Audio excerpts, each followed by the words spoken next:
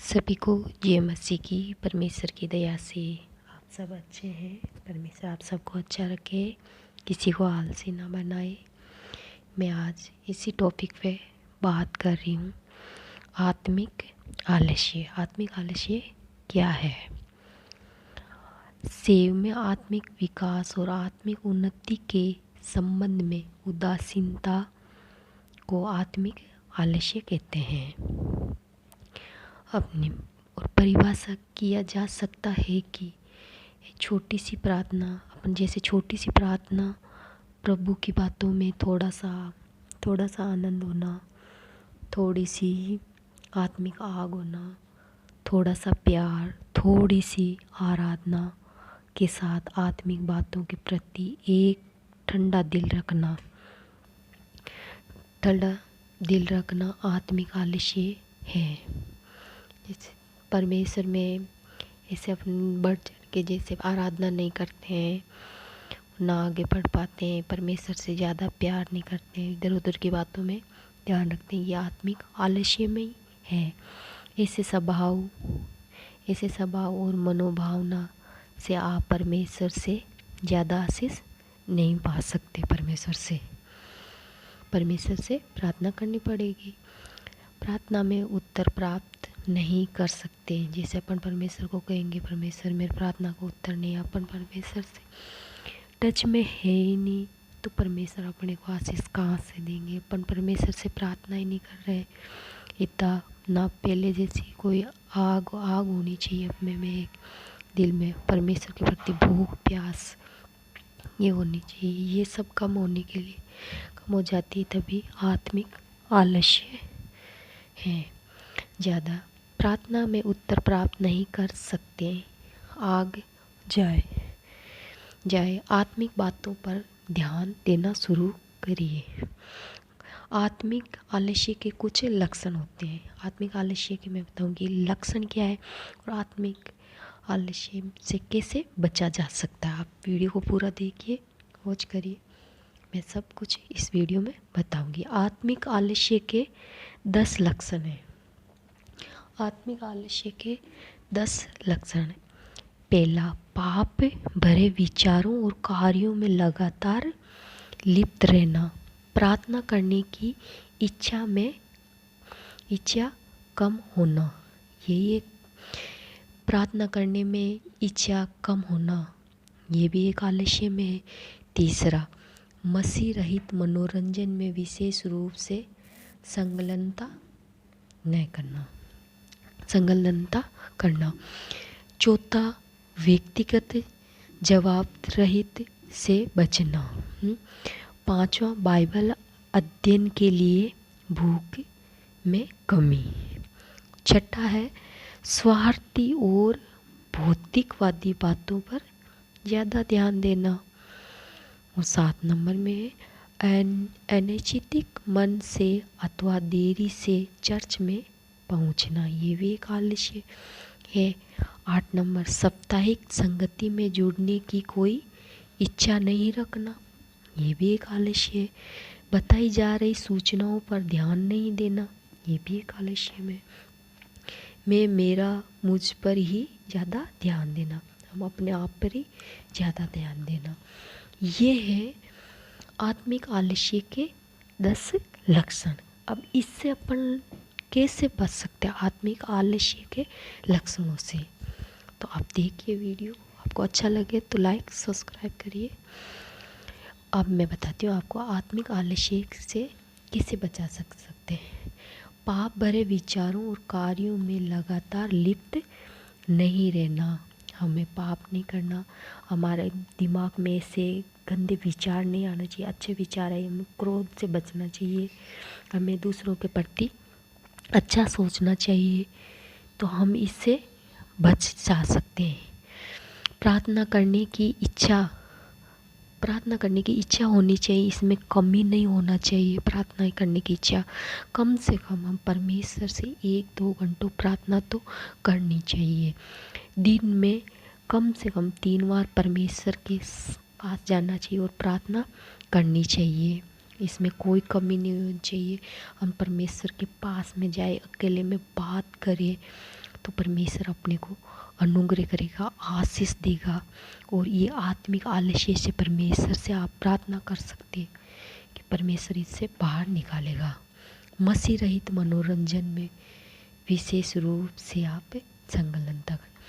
आप मसीह संबंधी ही मनोरंजन को देखिए। जैसे आप गाने सुने तो फिल्मी गाने ना सुने, अब मसीह के संबंधित ही जैसे कोई गाने हैं वो ही सुने। आप प्रार्थना में भी गाने यूज़ कीजिए, तो मसीह बहुत सारे गाने यूज़ कीजिए और आप प्रार्थना करिए। और प्रार्थना में जैसे अपन मसीह संबंधी ही अपन मनोरंजन कीजिए। अपने को डांस करना है तो आप मसीह ही गाने लगा के आप डांस कर सकते हैं, मसीह के ही गाने सुन सकते हैं, आप मसीह फिल्म देख सकते हैं, मसीह वीडियो देख सकते हैं। तो ऐसे अपन एक आलस्य से बच सकते हैं। हालेलुया। व्यक्तिगत जवाब रहित से बचना। जैसे अपन को प्रार्थना करते हैं, अपना पास्टर बोलता है कि अब आप लोगों को चर्च आना है प्रार्थना करने, तो अपन बच जाते हैं, यार ये पास्टर क्या कह रहा है। तो अपने को इस चीज़ों से बचना नहीं चाहिए। हाँ, वो अपने लिए कहते हैं, पर प्रार्थना करनी चाहिए, अपने चर्च जाना चाहिए, उस पास्टर की सुननी चाहिए। वो एक अपना अगुआ है, परमेश्वर ने अपने फादर है, तो उसके अपने को सुनना चाहिए। हालेलुया। बाइबल अध्ययन के लिए भूख की कमी। तो अपन बाइबल अध्ययन की एक भूख प्यास बढ़ जानी चाहिए और बाइबल अध्ययन में अपना मन लगा के अपन पढ़ना भी चाहिए। बाइबल को अपन कम से कम 1-2 घंटों तो अपने को पढ़े हुए, जितनी अपनी आत्मिक उन्नति होगी, आप बाइबल अध्ययन को जितना अधिक पढ़ोगे, जितना आपकी आत्मिक उन्नति होगी, आपका आत्मिक आलस्यपन भी जाएगा। अपनी एक भूख प्यास हो जाएगी, बस मेरे को पढ़ना है कैसे करके, एक बहुत अच्छा लगेगा। तो आप इसको पढ़िए बाइबल को, तो बहुत अच्छा लगेगा।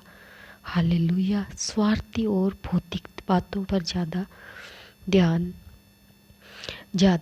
नहीं देना चाहिए। स्वार्थ अपने के यार कुछ नहीं, अपन मतलब ऐसे अपन बोलते हैं कि क्या है, कुछ नहीं, अपन थोड़ी देर बाद में प्रार्थना कर लेंगे, थोड़ा सा काम और कर लेते हैं, थोड़ी देर बाद में काम कर ले। तो अपने को पहला स्थान किसको देना है? परमेश्वर को, प्रभु यीशु को।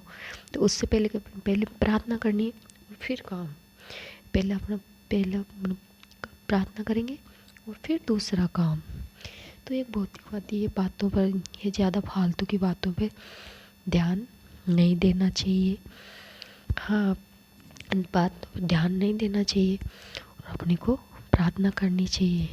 हालेलुया। अनैच्छिक मन से अथवा देरी से चर्च में जाना।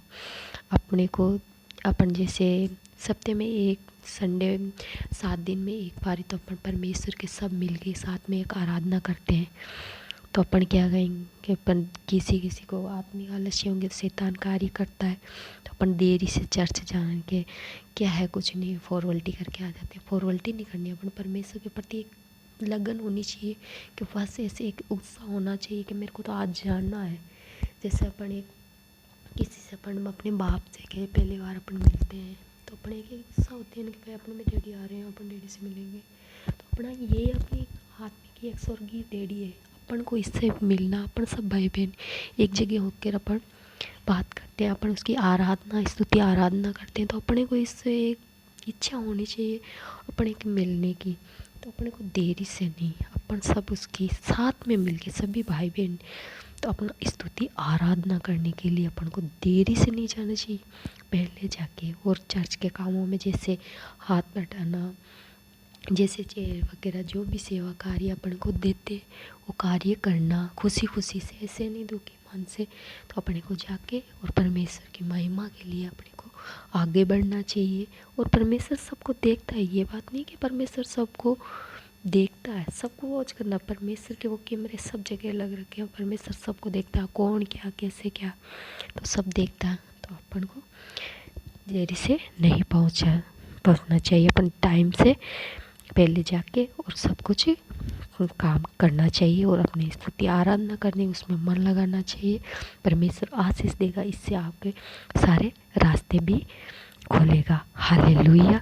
साप्ताहिक संगति में जुड़ने की कोई इच्छा रखना। अपने एक सप्ताह में एक बार, जैसे ये चर्च वाली अपने जहाँ वहाँ पे साप्ताहिक एक ही संगति होती है। परमेश्वर कहते मैं 7 दिन में से एक हफ्ते मेरे निकालो, तो आप उसमें मतलब अपन वहाँ से जुड़ने, साप्ताहिक संगति में जुड़ने की इच्छा रखनी चाहिए अपने को एक दिन। तो ऐसे नहीं कि क्या है कुछ नहीं, इस संडे को नहीं अगले संडे को, ऐसे एक संडे ऐसे नहीं कि जाना है तो जाना है मेरे को, चाहे कुछ भी हो जाए। तो परमेश्वर वो देखता है, वो परमेश्वर एक परीक्षा लेता है कि मेरा बेटा बेटी कितना क्या करता है क्या नहीं करता है। तो अपने को उसके प्रति जागृत रहना चाहिए। और परमेश्वर के प्रति एक प्यार, एक उतना अगाध प्यार होता है ये परमेश्वर के प्रति, तो वो अपने को एक जिंदा रखना चाहिए।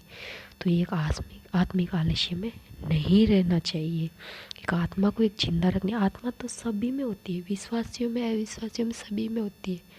विश्वासियों में कि अपने वचन के द्वारा अपनी आत्मा एक जीवित रहती है, तो उस एक आत्मा को एक शक्ति मिलती है। जैसे अपन 3 टाइम भोजन करते हैं उन्हें शरीर को एक शक्ति मिलती है, इसी प्रकार से अपन वचन पढ़ेंगे तो अपने को उससे मतलब एक शक्ति मिलेगी इस आत्मा को।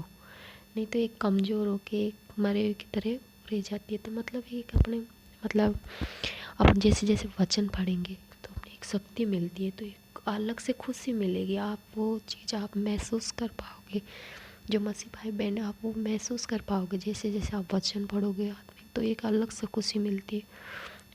हालेलुया। बताई जा रही सूचनाओं पर ध्यान देना चाहिए। जैसे अपने पास्टर बताते हैं कि भाई ऐसे करना, आप इतने बजे आना, इतने बजे, सब कुछ बताई सूचनाओं पर अपने को ध्यान देना चाहिए। नहीं ऐसे नहीं यार कुछ नहीं, ये ऐसे कर रहा है, तो अपने को इसमें ध्यान देना चाहिए। और किसी ज़रूरतमंद की हेल्प भी करना चाहिए। बताते भाई किसी को ये परेशानी है तो उसकी हेल्प भी करना चाहिए। किसी की प्रार्थना भी करना चाहिए। किसी सबके मिल के आपको दुखी तो उसके लिए आप सब मिल के, अब पास्टर बताएगा भाई ये परेशान है, उसके लिए अपन सब मिल के प्रार्थना करने, तो अपन को प्रार्थना भी करना चाहिए। हर प्रकार की सूचना उस पर भी अपने को ध्यान देना चाहिए। हालेलुया। मैं और मुझ में ही ज़्यादा बने नहीं रहना चाहिए। जैसे हम सोचते हैं हाँ मैं ही हूँ यार कुछ नहीं है, ऐसे कह रहा है, मैं ज्ञानी हो गया, तो ऐसे अपने को ऐसे नहीं सोचना। मैं में नहीं रहना चाहिए, मैं और मुझ में पर ध्यान नहीं देना चाहिए। अपने ऊपर शरीर पे ध्यान देंगे और ये पता नहीं कि इस आत्मा को भी ध्यान देना। अपन ऊपर से स्वच्छ हो जाते हैं, सबसे पहले अपनी आत्मा को अंदर से स्वच्छ करना ज़रूरी है। हाँ अच्छी बात है शरीर को स्वच्छ करना, पहले सबसे पहले अपनी आत्मा की गंदगी निकालना ज़रूरी है। जैसे इसमें जलन, गुस्सा, हर प्रकार की ये जो गंदगियाँ, गालियाँ वाली जो भी ये गंदगी में ही आते हैं, तो उसको अपने को दूर करना चाहिए। चाहे दूसरे कितने भी बुरा करे तो भी अपने को अच्छा करना चाहिए और आगे बढ़ना चाहिए। तो अपने दूसरों के प्रति गंदगी नहीं रखना चाहिए और मैं में नहीं रहना चाहिए। भाई मैं ऐसे आत्मिक उन्नति कर ली, मैं किसी का कुछ नहीं, अपने को सबको एक साथ रख के चलना चाहिए। या छोटा उसके लिए अपन प्रार्थना करनी चाहिए, ज़रूरतमंद है उसको आप ज़रूरतें पूरी कीजिए, आपके पास है तो उसको कीजिए। आप परमेश्वर के कामों में भी हाथ बढ़ाइए, आपके पास है तो 10-5 दीजिए कि उनकी हेल्प हो सके ज़रूरतमंदों की। हालेलुया। जैसे परमेश्वर आप सबको आशीष दे, इससे आत्मिक आलस्यपन से परमेश्वर आप सबको दूर किए करे। और परमेश्वर से आप प्रार्थना करना कि आपका आत्मिक आलस्यपन दूर हो और आप उन्नति करो और आगे बढ़ो। हालेलुया। जैसे परमेश्वर ने एक वचन लिख रखा है 3 यूहन्ना 2 में, इसके लिए प्रार्थना करना है कि प्रिय मेरे, यह प्रार्थना है कि जैसे तू आत्मिक उन्नति कर रहा है वैसे ही तू सब बातों में उन्नति करे और भला चंगा रहे। हालेलुया। धन्यवाद हो परमेश्वर का। परमेश्वर कहता है कि आप भले चंगे रहोगे। अगर आत्मिक आलस्यपन नहीं होगा ना तो आप भले चंगे रहोगे। हालेलुया। आप दूसरों के लिए प्रार्थना भी आगे, आपको ऐसे सोचो कि मैं यीशु जैसा बनना चाहता हूँ, मैं और आगे बढ़ना चाहता हूँ, यीशु जैसा ही मेरे को बनना है और आगे बढ़ना है। यीशु से आप प्रार्थना करो, यीशु आपकी उन्नति करेगा और आगे बढ़